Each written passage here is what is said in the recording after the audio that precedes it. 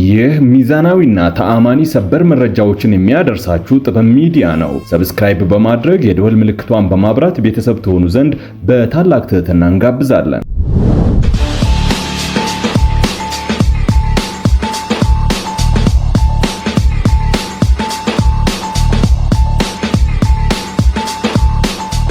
የኤርትራ ጦር ወደ ኢትዮጵያ ዘልቆ ገባ። ምሽጎች ተቆፍረዋል። መድፍ እየተንጋጋ ነው። ምድር ተንቀጥቅጣለች። ልዩ ሰበር ዜና ከትግራይ ደርሶናል። በዝርዝር እናሰማችኋለን። በራያና አላማጣ አካባቢዎች በጦርነት ምክንያት ሴቶች ለቡድናዊ የጾታ ጥቃትና ለእንግልት መዳረጋቸው ተገልጿል። ሰበር መረጃ ከስፍራው ደርሶናል። ሁለት ወንዶች ተመሳሳይ የጾታ ጋብቻ በመመስረታቸው ምክንያት በቤንሻንጉል ጉሙዝ ክልል በፖሊስ በቁጥጥር ስር ውለዋል። ፕሬዝዳንት ዶናልድ ትራምፕ ሁለት አዳዲስ ትዕዛዞችን በማሳለፍ በወሊድ የሚገኘውን ዜግነት ለመገደብ የሚያደርጉትን ሙከራ ቀጥለዋል። በውጭ የመረጃ ሰዓታችን በዝርዝር ይቀርባል። ውድ ቤተሰቦቻችን ቆይታችን እነዚህንና ሌሎችንም ሀገር አቀፍ ቀጠናዊና ዓለም አቀፍ መረጃዎችን በዝርዝር ወደ እናንተ የምናቀርብ ይሆናል። እስከ ፍጻሜው አብራችሁን ሁኑ።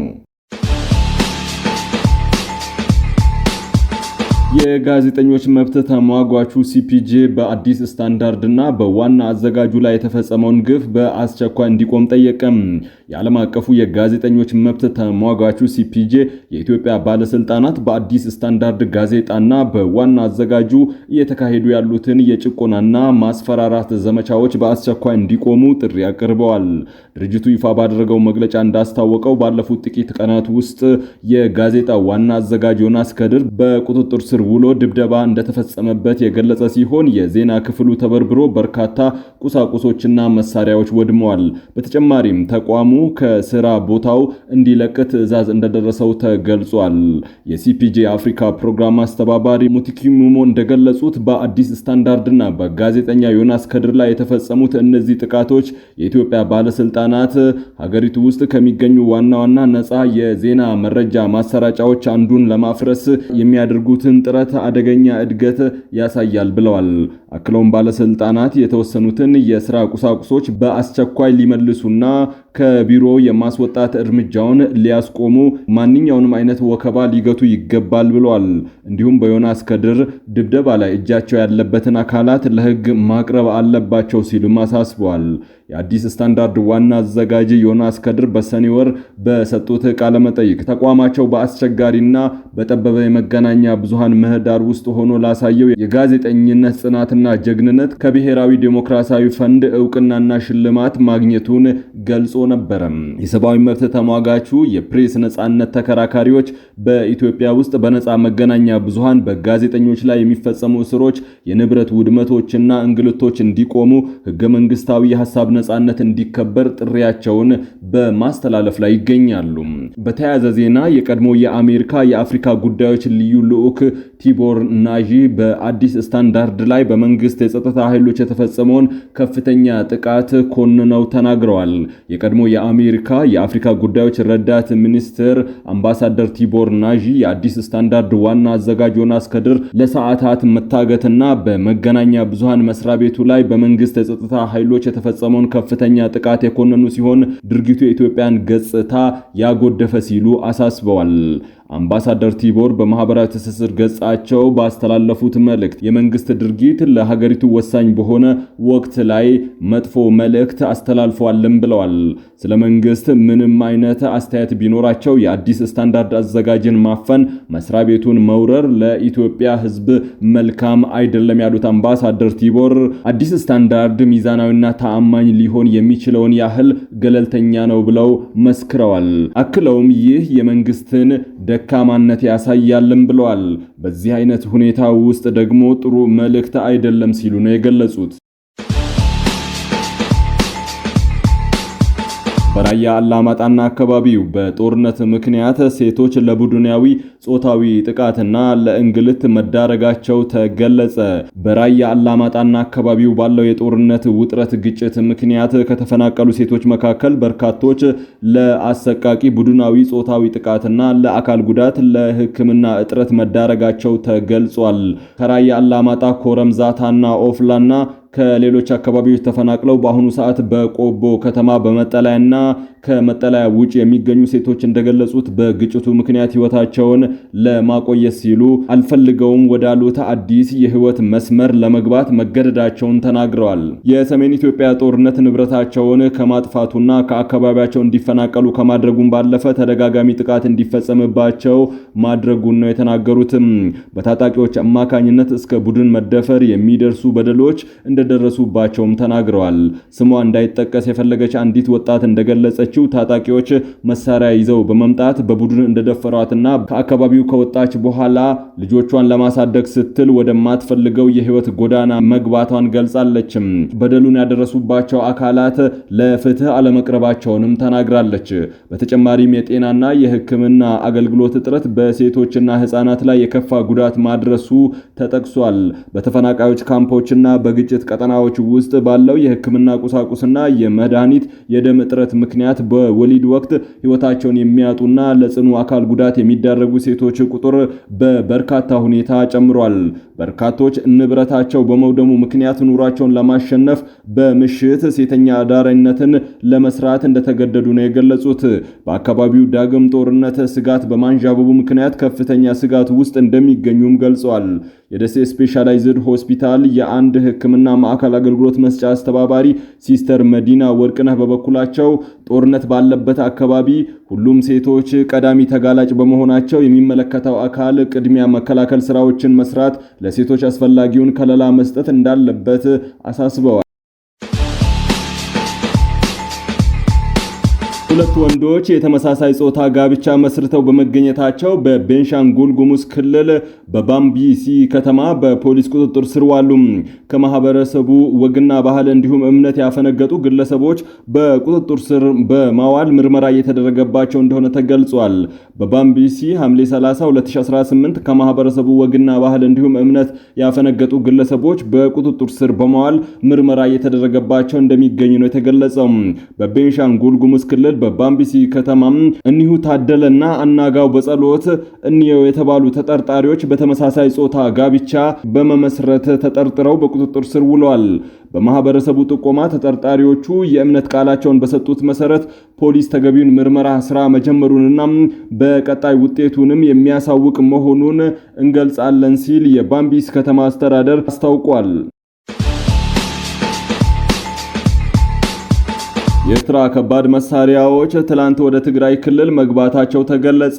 የኤርትራ ሰራዊት ከባድ መሳሪያዎችንና ወታደራዊ ቁሳቁሶችን ትላንት ወደ ትግራይ ክልል ወሰን ክልል መግባቱ የሚያመላክቱ መረጃዎች የወጡ ሲሆን ይህም በአካባቢው አዲስ የደህንነት ስጋትን ፈጥሯል። ከአካባቢው ምንጮችና ከአይን እማኝ ምስክሮች የተገኙ መረጃዎች እንደሚያመላክቱት የጦር መሳሪያዎቹ ወታደራዊ ተሽከርካሪዎች ወደ ክልሉ የገቡት በወሰን አካባቢዎች በኩል ሲሆን ይህም አዲስ እንቅስቃሴ ሂደት ላይ በትግራይ ጊዜያዊ አስተዳደር በነዋሪዎችና በአካባቢው የፖለቲካ ተንታኞች ዘንድ ከፍተኛ ትኩረትን የሳበ ጉዳይ ነው።